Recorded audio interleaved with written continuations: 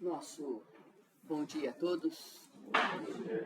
Que Jesus, o nosso mestre, o nosso amigo de cada instante, nos abençoe mais uma vez na nossa humilde tarefa dessa manhã de domingo, a todos nós. Lembrando sempre, como eu gosto muito de repetir, que nós estamos reunidos numa casa, numa sociedade, num grupo familiar, no planeta Terra, com o único objetivo de aprendermos uns com os outros. Então, eu convido a todos aqui para uma pequena reflexão. Todos nós admiramos uma obra bonita, uma tarefa bem feita, e gostamos de ver, quando a gente admira essa tarefa, essa obra, o resultado final. Mas poucos de nós sabem avaliar muitas vezes as dificuldades, as renúncias, a abnegação de quem se dispõe a realizar uma obra. Poucos de nós têm esse reconhecimento. Nós vamos tomar aqui de início dois exemplos de dois artistas extraordinários que se expressaram na Terra através do belo.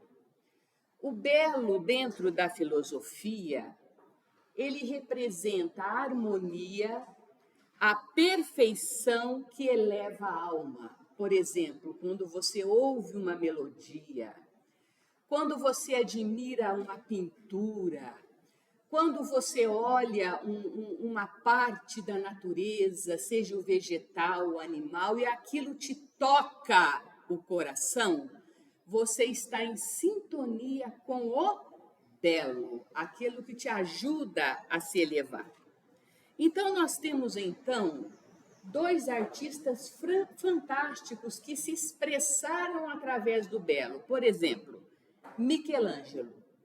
Ele foi um pintor, um escultor, um arquiteto italiano que viveu entre nós. Nós temos Aleijadinho, que foi um escultor e um entalhador na época do Brasil colonial.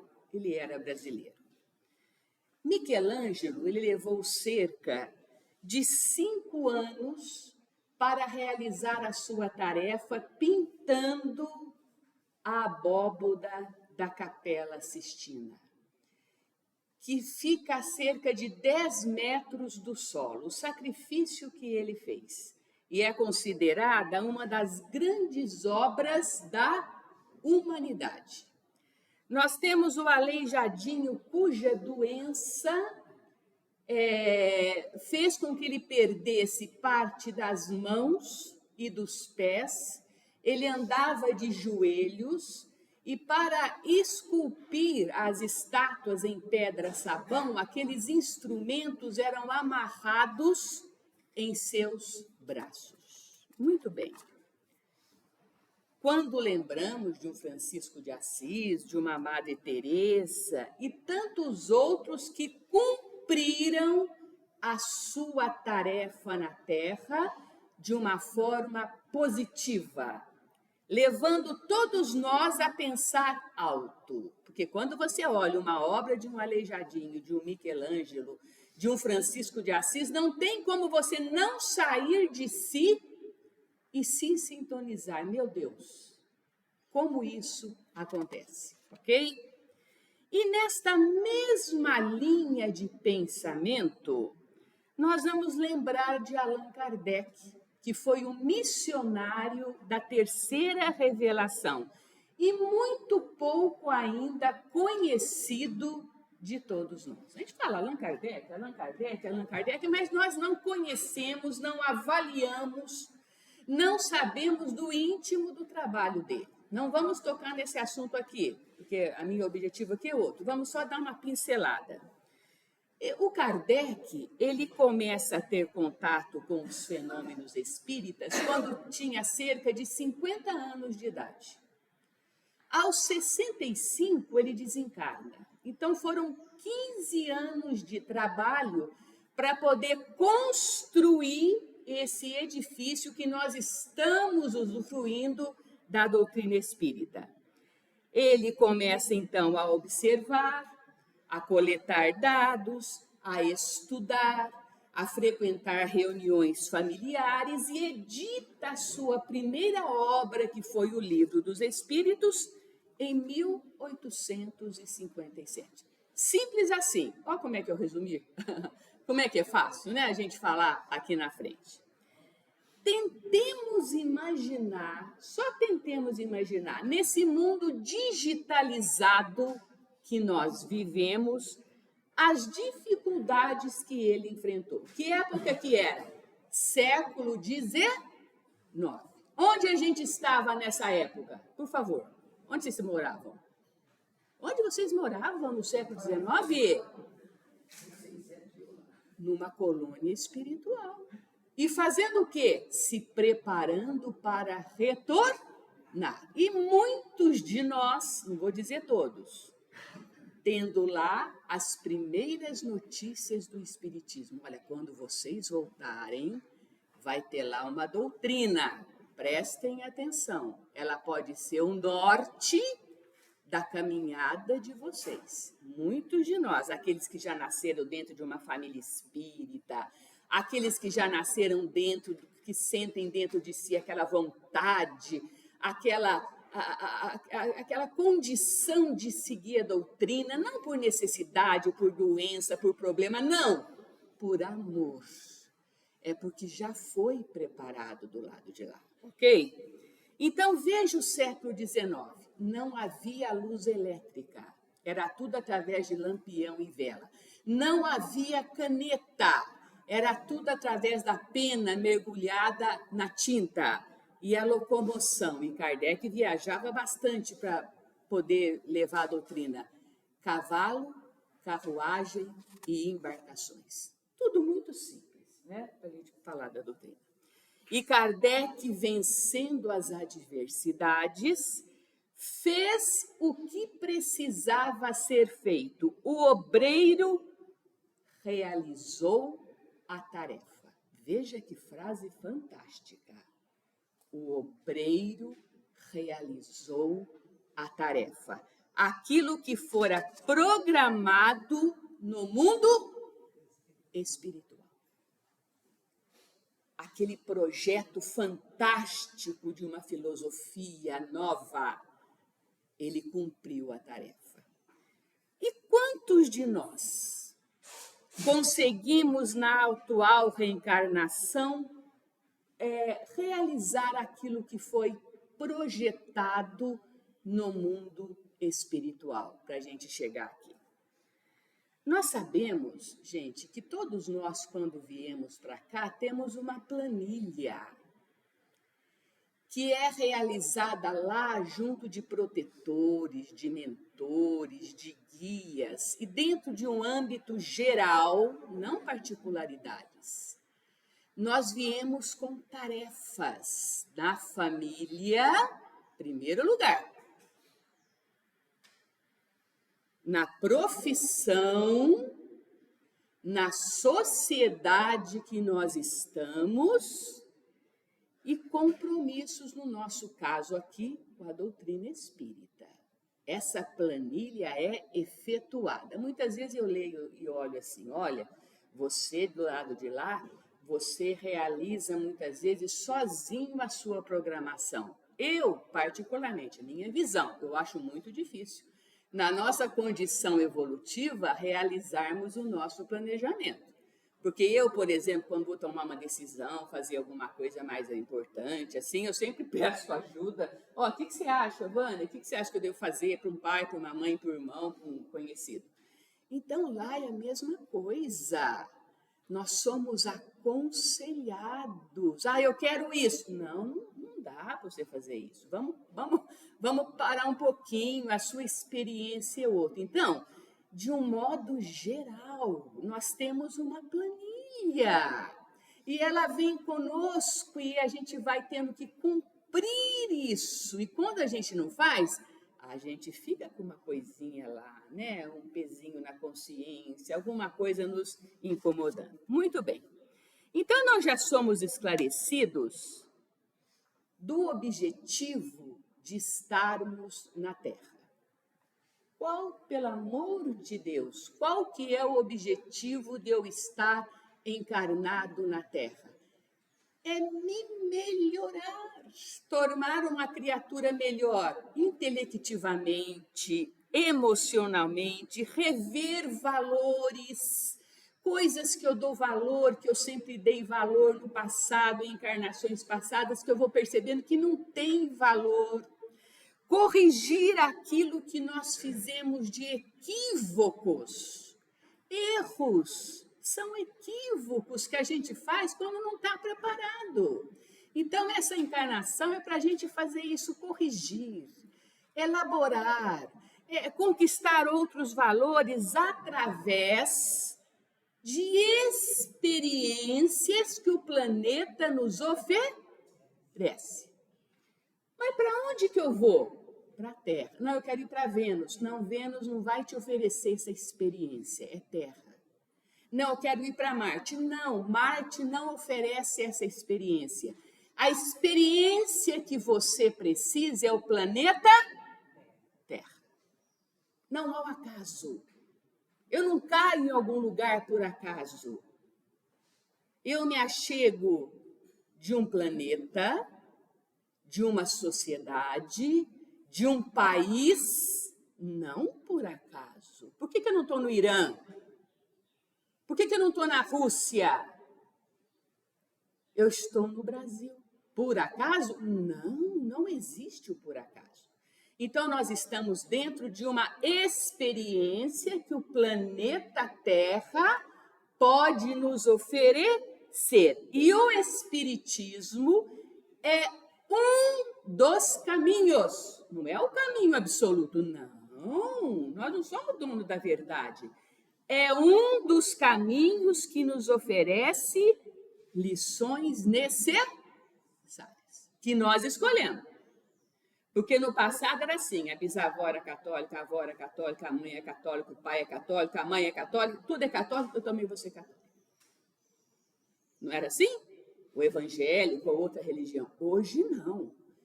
Cada um de nós que está sentado aqui escolheu, optou. Eu quero ser espírita. Por quê? Cada um sabe. Ok? Então, veja bem, é muito grande essa responsabilidade da gente ter escolhido essa doutrina. Então, o convite que nós fazemos agora, dando essa introdução, é para uma reflexão sobre um dos capítulos da obra O Céu e o Inferno. Tá? Esse capítulo aqui. Isso aqui é a 4ª obra da codificação, tá? O Céu e o Inferno. Onde nós vamos encontrar o depoimento, a parte que eu vou pegar aqui, de 66 espíritos que passaram por experiências na Terra, como nós estamos hoje passando. Kardec colocou lá. 66, não precisa assustar que eu não vou falar de 66, tá? 66 espíritos, né? Como nós já viemos de muitas experiências. Nós vamos destacar 3 deles, 3 desses espíritos, que irão nos contar de suas vivências, experiências, objetivos. Para quê? Para a gente se prestar atenção? Não. Para a gente se espelhar, porque o que eu vou falar aqui são lições extraordinárias que eles nos passam. E o Kardec colocou para a gente saber disso. Começando no seguinte, muitos estranham o título dessa obra, Céu e Inferno. Né? Céu e Inferno, né? Mas que coisa, céu, o que tem a ver com inferno? Tá? Mas ela foi editada, quando ele fez isso aqui, dentro de um contexto da época, que foi o século XIX. Nessa época que ele fez isso aqui, a Bíblia era considerada um livro de ciência. E tudo que fosse fora da Bíblia era heresia. Queimava, punha na fogueira. Não, eu não concordo com a Bíblia. Vai para a fogueira. A Bíblia está falando isso, mas não é verdade. Vai para a fogueira. Veja a coragem de Kardec. Ele edita essa obra nesse contexto histórico, né? Ia para a fogueira. Então, vamos começar aqui. Veja o que o Kardec fez. Essa obra do Kardec, que é O Céu e o Inferno, a quarta obra da codificação, ela vai jogar luzes sobre essa concepção antiga do que era céu e do que era inferno. Então, veja, naquela época, eles acreditavam que o céu tinha 7 camadas. As pessoas que eram preferidas, mais importantes, habitavam a 7ª camada. Por isso que até hoje a gente fala assim, ai, que delícia, eu passei por uma situação boa, ai, eu estou no 7º céu. Não é assim que a gente fala? Ai, é o 7º céu. Vem dessa concepção que eles tinham na época, de 7 camadas. A Terra era o centro do universo nesse contexto. Tudo girava em torno da Terra. E hoje, o que a ciência diz? A Terra é um grão de areia que fica na periferia da Via Láctea. É como uma grande cidade e a Terra estivesse lá no bairrão, lá fora. Mudou o status, tá? O inferno, naquela época, era uma palavra grega que significa lugares baixos. E anjos e demônios, seres à parte da criação. Foram criados assim. Não vai para cima nem para baixo. É demônio. Fica lá nos lugares baixos. Muito bom. Vamos avançar aqui. Kardec, então, ele vai contrapor todos esses dogmas e vai nos trazer ensinamentos do alto, que vão falar da justiça divina, sim, claro. As leis de Deus são justas, mas são também misericordiosas. Tanto é que Jesus, quando veio entre nós, como é que ele chamou Deus? Pai. Pai. Você quer coisa melhor do que um pai? Então, ele não chama Deus barbudo, velho, apontando o dedo. Pai, tá? Então, é justiça, sim, mas é misericordiosa. Nos ensina sobre a lei do progresso. Então, o anjo e demônio não fica eternamente anjo e demônio, porque no universo, tudo evolui. Então, tem aquela metáfora, frase, né? Do átomo, que é a menor partícula, até o arcanjo, que é o espírito puro, tudo passa pelo processo da evolução. Vocês sabem que na minha casa, no fundo, meu quarto fica no fundo, e tem onde fica a máquina de lavar, em cima uma pombinha fez um ninho. E eu fico observando. Ela fica ali cuidando do filhote, bate asas, senta em cima e sai e leva comida. Aí eu me lembro de Emmanuel. Emmanuel diz assim, o animalzinho que faz isso, que cuida, que alimenta, que lambe a cria, olha, ele está ensaiando o exercício do amor. É um ensaio, porque tudo vai passar para a evolução. Ok? Então, veja que coisa extraordinária. Então, ó, do átomo ao arcanjo. O céu e o inferno são estados íntimos. Não tem o céu lá e o inferno lá. Está aqui comigo. Ah, mas tem os umbrais. O umbral é o inferno, sim. Deus não criou umbral. Deus vai criar encrenca? De jeito nenhum. As pessoas se reuniram naquele estado íntimo e construíram aquela vibração pesada. O dia que eles evoluírem, aquele umbral vai desaparecer. Okay? Planos superiores não têm vibrações de umbral. porque os espíritos já estão vibrando noutra sintonia, tá?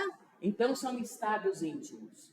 O julgamento não é de Deus. E Deus não julga, não. Ô, Marlene, vai ser julgada, viu? Você vai para lá, segura que a coisa vai ser feia. O julgamento está aqui. É o meu espírito, eu carrego. Então, eu vou mostrar aqui. Quando você passa, por exemplo, por uma expiação, é que a coisa pesou na tua consciência de tal forma que você fala, eu quero passar pelo mesmo processo ou processo similar, para eu poder filtrar essa vibração que está dentro de mim, ok? Então, tudo está dentro de mim. O nosso lar, entre aspas, ele pode ser um inferno. As pessoas que estão lá dentro. A partir do momento que eu mudo vibração, eu mudo a sintonia à minha volta. Certinho aí? Então vamos aqui. Eu vou partir agora para a segunda parte. Eu vou trazer então o depoimento colhido por Kardec nas sessões. Tinha lá a Sociedade de Espíritos, Sociedade Parisiense de Estudos Espíritas, e ele realizava sessões, uma mesa enorme. As pessoas sentavam e se aproximavam, aquela equipe espiritual, e aqueles que eram médium recebiam as mensagens, como essa que eu vou passar aqui. E Kardec filtrava, e Kardec era orientado por mentores, por protetores. Ó, Kardec, coloca na obra para aquele povinho lá ler e perceber como é que é. Então, eu vou trazer para vocês aqui, tá? Antes, eu vou mostrar a classificação para vocês. Nessa obra, ele vai fazer a seguinte classificação. Dos espíritos, são 66, depois vocês vão ler, tá? 66 espíritos. Eles estão divididos nessa condição. Espíritos felizes, em condições medianas, sofredores, suicidas, criminosos arrependidos, endurecidos em expiações terrestres. Isso aqui tudo, gente, é para, de forma didática, a gente poder aprender. Então, são as condições dos habitantes da Terra. Ó, da Terra tem tudo isso aqui. Suicida, arrependido, endurecido. E cada um traz a sua experiência que vão estar no livro. Então, nós vamos trazer para a nossa reflexão o primeiro exemplo. Convido vocês. Eu vou começar bem. Eu vou começar com um espírito feliz, que é o nosso objetivo. Mas não é fácil. Já vou avisar aqui, tá? Vamos ver aqui. Quem é esse espírito feliz? Olha, quem é ela? É uma mulher. É uma condessa chamada Paula. Começa a mentalizar isso aí. Ela está lá, ela está se sentindo no plano espiritual muito feliz. Ela vai contar para o Kardec. Ela era, na última encarnação, que ela foi a condessa, bela, rica, alta sociedade, casada com um conde, que hoje nem existe mais essa nomenclatura, que na época era uma alta classe política. Bom, isso nós sabemos como é que é. Ele era o braço direito de reis. Então, é uma sociedade, então ela chamava condessa, porque era casada com um conde. Última encarnação. Mas o que teria feito Paula para encontrar-se em condições tão superiores de falar, eu sou feliz, na última encarnação que ela teve?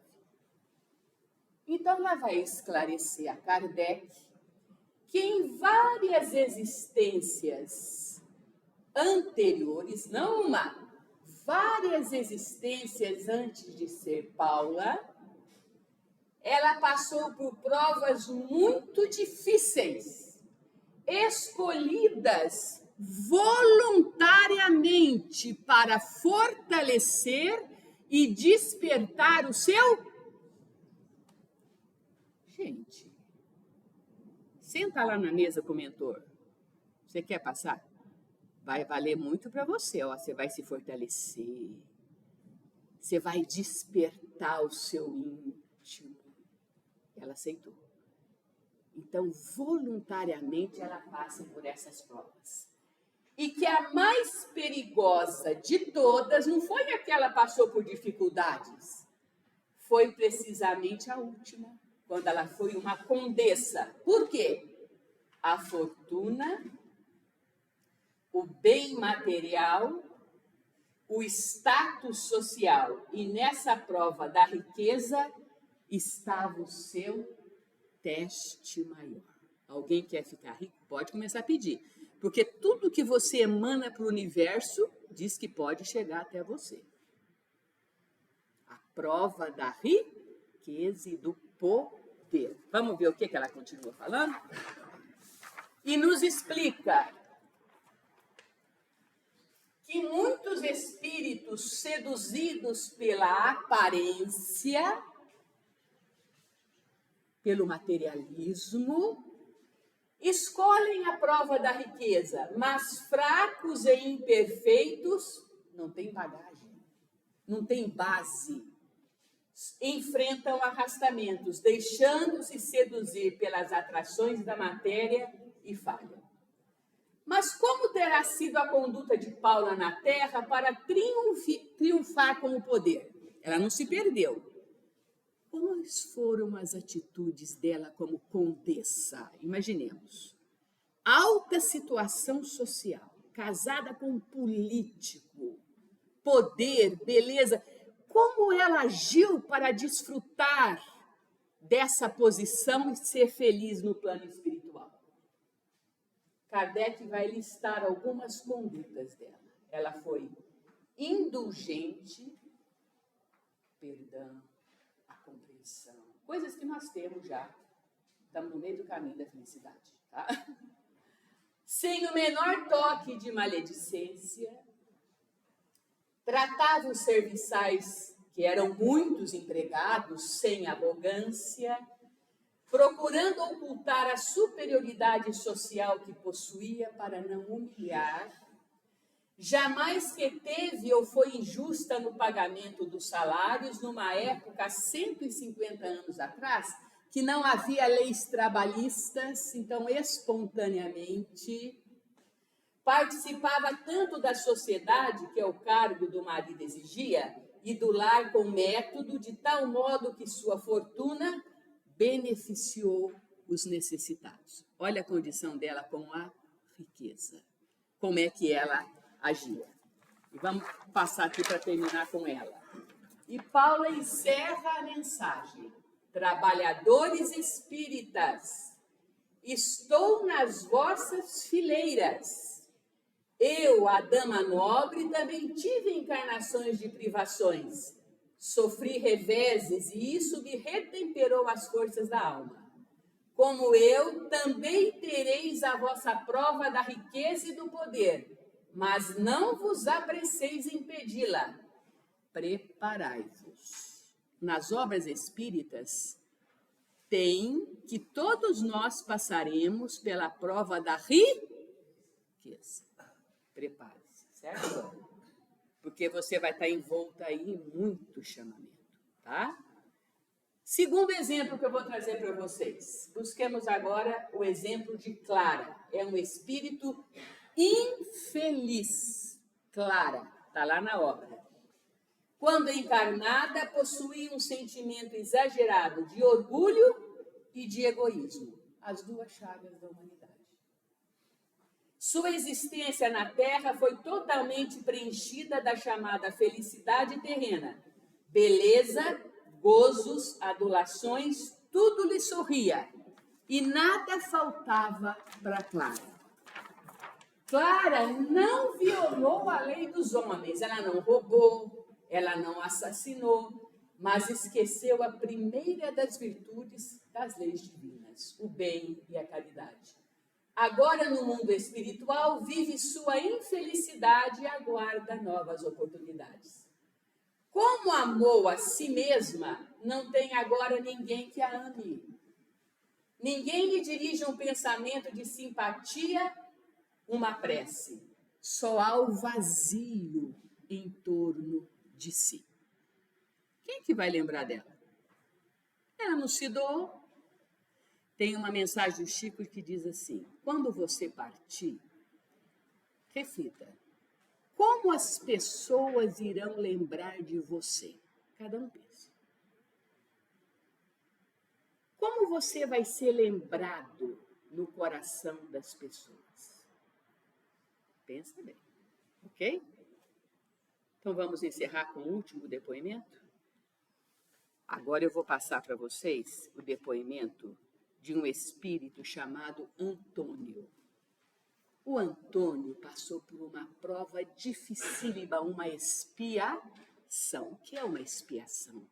É quando você passa por aquilo que você tem uma carga tão grande de culpa dentro de você, o teu coração está tão pesado que a única maneira de você se aliviar é você passar por uma prova dificílima, quase igual àquela que você fez, e aquilo te proporcionou a culpa, para você poder limpar a culpa que você traz. E o Antônio trazia essa culpa, que eu vou contar aqui para vocês por quê.